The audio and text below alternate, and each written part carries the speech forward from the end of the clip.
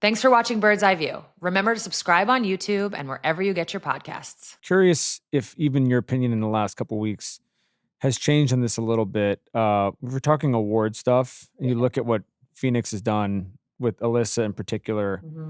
She was 13, 10, and 10 this week. They were 3-0. Teams won 5 in a row. Do you see her having a legit MVP case at this point with both how she's played individually and then also how the team has played?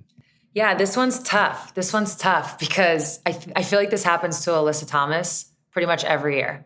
She has MVP caliber seasons, and then it's like another player, or maybe in this case two, have like just a little bit better, right? Their team does a little bit better. Their numbers are a little bit better. Now, what's always interesting about AT, and I feel for her in this, is, we live in a world where scoring is paramount, and it's put, so much emphasis is put on it, so much value is put on it, rightfully so. It's the point of the game. But I think sometimes the other things she does gets lost, and it doesn't get valued as much. It's why we don't see point guards in the WNBA winning MVP. And I'm not saying she's a point guard, but she's kind of like what Diana Taurasi used to call the point forward.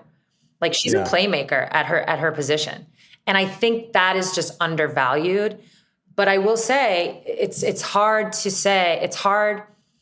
The way Asia Wilson has been playing, the numbers and the win streak and where she has her team now, it's hard to deny that. And then the same for Fee. And of course, with Fee, there's the whole injury, missed 10 games that I think voters have to figure out how they're going to weigh. But that's what keeps happening to Alyssa Thomas. She has MVP years and numbers.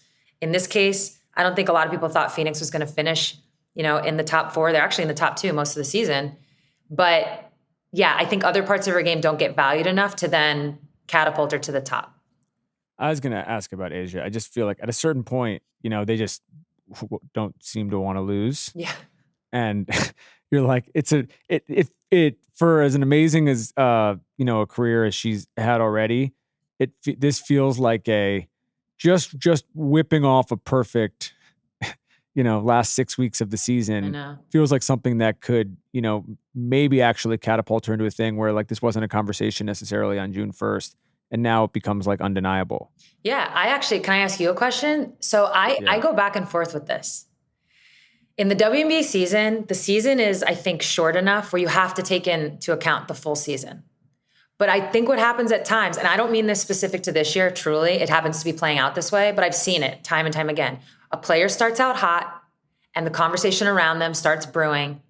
And then when a player kind of like is a late bloomer, it never reaches the hype that player who had a hot start got. It's really hard to break through. This might be one of the few times, if Asia wins MVP, where I've seen someone break through late. So I'm just curious, like, how do you look at that? Well, some of it, I think, and this is a little bit even with the Alyssa conversation, if Fee doesn't get hurt, it's probably still not a conversation. Yeah. Because what we were talking about before of when you're the best player with amazing numbers on a team that has such a level of sustained dominance with a history already too, and she is a hub the same way that like Alyssa is a hub where she does everything for them.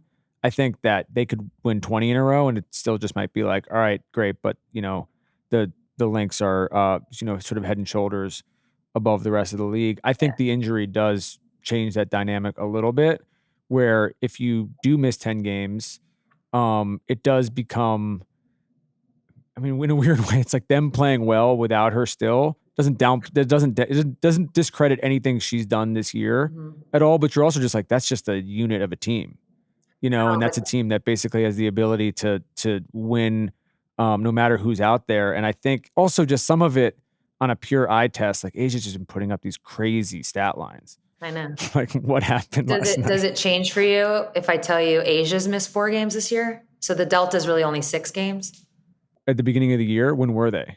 Yeah. Because I don't think it's about the actual games missed. I think it's about the narrative of like when it happened. Okay. And so I think that like if Fee had missed 10 games, but they were spread out over the course of the season, and it was like, okay, 2 games here, 1 game here, whatever it may be, I think that probably would change it a little bit. But I could also see, I would counter myself by saying I'm always in favor of like best player and the best team get it. Same. And that's what they are. So like, and it's not close. So like at that day, at the end of the day, like maybe you just, Asia can be 1A or 1B, So now I'm gonna like counter our own counter to ourselves and counter it again, which is if the season ends and Las Vegas only finishes like 4th, then I'm kind of like, okay, Fee, best player, best team. I know she missed games, but it's hard to discount how great the Lynx are right now. But if Vegas finishes 2nd, it's kind of like best player, second best team. And to your point with the numbers she's been putting up, I just get how this is literally going to come down to the last game. Honestly, it circles back to our playoff conversation. If Fee rests, because Minnesota's, so far ahead, does that change MVP conversations if Vegas is still playing and Asia puts up it? I mean, it's really interesting. This is going to come down to the wire. It's going to be fun to watch. And they square off, by the way. They play. By the time this comes out, they will have gone to head-to-head. Just looking at this now, the last time the Aces lost was, I want to see if you can guess it if you don't look at the schedule. No, well, I mean, I don't know. What's 10 games, 2 games a week? I have no idea. Like a month and a half? They lost on August 2nd to Minnesota. That was the one where they lost by 50. Oh yeah, no, actually I did know. And it was they were 14-14, and people are just like, yeah, this team, they're done. It's not it. Yeah, it's not it. Like it didn't. Everything in this offseason didn't work. And then they just. And so there's a finishing strong component of. I mean, this is beyond finishing strong, but there's a component of like that combined with the fact that after that the injury happened, where you could see. But I do agree, it's the injury happened in that game. Fee's injury happened in that game. Honestly, though, sometimes your biggest loss is your biggest win. It seems like Vegas needed that. I'm telling you, no athlete wants it, but sometimes it happens and you look back and you're like, man, we needed that. You just get the shock to the senses. Yeah, sometimes you need it. A little embarrassment goes a long way.